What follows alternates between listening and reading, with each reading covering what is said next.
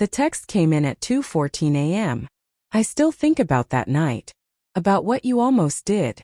I stared at my phone in the dark, the glow burning my eyes. It wasn't from her.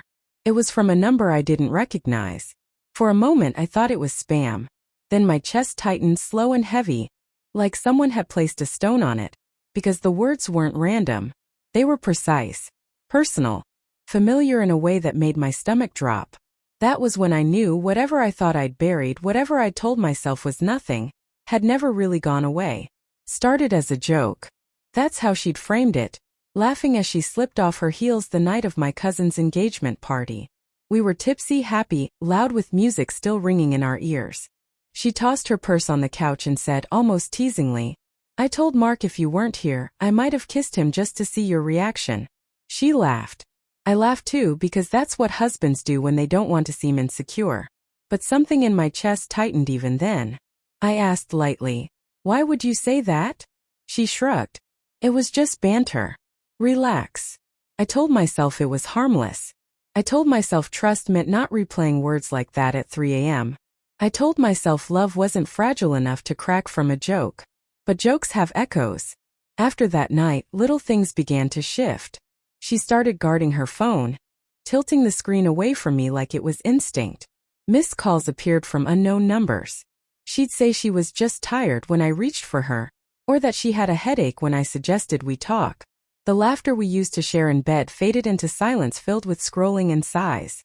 I questioned myself first. You're overthinking. You're projecting. Don't become that guy. But doubt is patient. It waits. One evening, she went to shower and left her phone on the counter. It buzzed once. Then again. I didn't touch it. I swear I didn't want to. But the screen lit up with a preview message. "I can't stop replaying your smile when you said it was just a joke." My hand started shaking before I even picked the phone up. The messages weren't explicit. That almost made it worse. They were intimate in a quiet, careful way. Shared memories, late-night thoughts, a growing familiarity that didn't belong to me anymore. Mark. The same name from the party. The joke. I sat on the edge of the tub, the sound of the shower roaring like static in my ears, reading words that slowly dismantled the life I thought I was living. No affair yet. No sex. Just the slow, deliberate crossing of lines. When I confronted her, my voice didn't rise. It broke. She cried immediately. Said it never went further. Said she felt seen, desired. Said my calmness sometimes felt like distance. I wanted to scream that love doesn't always shout. That loyalty lives in the quiet choices too. She said the joke planted something she didn't expect to grow. I believed her remorse. That was the cruelest part. Because love doesn't disappear just because trust is wounded. It lingers. It argues. It remembers better days while bleeding in the present. We tried to fix it. Counseling. Late-night talks.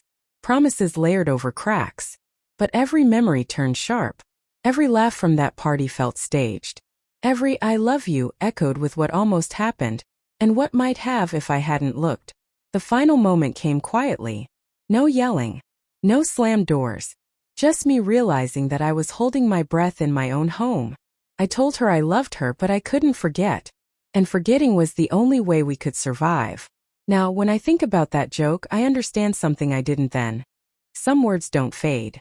They wait. And when they resurface, they don't ask permission to hurt you. I didn't lose my marriage that night at the party. I lost it the moment I stopped trusting my own unease. And I learned too late that respect isn't a joke you walk back. It's a line you never flirt with crossing.